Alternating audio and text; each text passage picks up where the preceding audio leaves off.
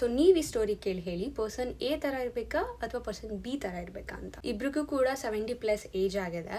Person A ಹೆಂಗೆ ಅಂತ ಅಂದ್ರೆ ಅವ್ರ ಲೈಫಲ್ಲಿ ಅವ್ರಿಗೆ ಹೆಂಗ್ ಬೇಕೋ ಹಂಗಿದ್ದಾರೆ, ಯಾರು ಏನ್ ಅನ್ಕೊಂತಾರೆ ಅಂತ ತಲೆ ಕೆಡ್ಸ್ಕೊಂಡಿಲ್ಲ. ಗೆಲ್ಬೇಕು ಅಲ್ಲಿ ಹೋಗ್ತಾರೆ, ಏನ್ ಬೇಕೋ ಅದನ್ನ ಮಾಡ್ತಾರೆ, ಅದ್ರ ಜೊತೆಗೆ ಫ್ಯಾಮಿಲಿನೂ ಕೂಡ ನೋಡ್ಕೊಂತಾರೆ. ಬಟ್ ಅವರಿಗೆ ಫಸ್ಟ್ ಪ್ರಿಫರೆನ್ಸ್ ನ ಕೊಡ್ತಾರೆ, ಲೈಫಲ್ಲಿ ತುಂಬಾ ಖುಷಿ ಆಗಿರ್ತಾರೆ. ಪರ್ಸನ್ ಬಿ ಹೆಂಗೆ ಅಂದ್ರೆ ಅವ್ರಿಗೋಸ್ಕರ ಎಲ್ಲ ಸ್ಯಾಕ್ರಿಫೈಸ್ ಮಾಡಿರ್ತಾರೆ, ಫ್ಯಾಮಿಲಿಗೋಸ್ಕರ ಆ್ಯಂಡ್ ರಿಲೇಟಿವ್ಸ್ಗೋಸ್ಕರ, ಎಲ್ಲರಿಗೂ ಕೂಡ. ಇವಾಗಲೂ ಅವ್ರು ಯೋಚನೆ ಮಾಡಿದ್ದು, ಅಯ್ಯೋ ನಾನು ಈ ಥರ ಸೀರೆ ಉಟ್ಕೊಂಡ್ರೆ ಅವ್ರು ಹೆಂಗೆ ಅನ್ಕೊಂತಾರೆ ಅಂತ. ಅವ್ರಿಗೆ ಏನು ಇಷ್ಟ ಇದೆ ಅಲ್ಲ ಅದನ್ನು ಯಾವತ್ತೂ ಮಾಡಿಲ್ಲ. ಪ್ರತಿಯೊಂದು ವಿಷಯಲ್ಲೂ ಕೂಡ ಅವ್ರ ಆಸೆ ಅಥವಾ ಅವ್ರ ಡ್ರೀಮ್ಸ್ ಏನಿದೆ ಅಲ್ಲ ಎಲ್ಲನೂ ಸ್ಯಾಕ್ರಿಫೈಸ್ ಮಾಡಿ. ಇನ್ಫ್ಯಾಕ್ಟ್ ಅವ್ರಿಗೆ ಇವಾಗ ಅವ್ರು ಏನಾಗಬೇಕು ಅನ್ಕೊಂಡಿದ್ರು ಅನ್ನೋದು ಕೂಡ ನೆನಪಿಲ್ಲ.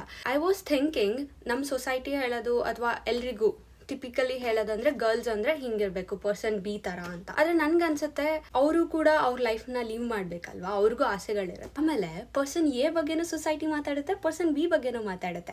ಪರ್ಸನ್ ಬಿ ಇನ್ಫ್ಯಾಕ್ಟ್ ಯಾರ್ಯಾರಿಗೋಸ್ಕರ ಅವ್ರ ಲೈಫಲ್ಲಿ ಸ್ಯಾಕ್ರಿಫೈಸ್ ಮಾಡಿದ್ರಲ್ಲ ಅವರು ಅವ್ರ ಜೊತೆಗೇನೆ ಇಲ್ಲ, ಅವರೇ ಮಾತಾಡ್ತಾರೆ.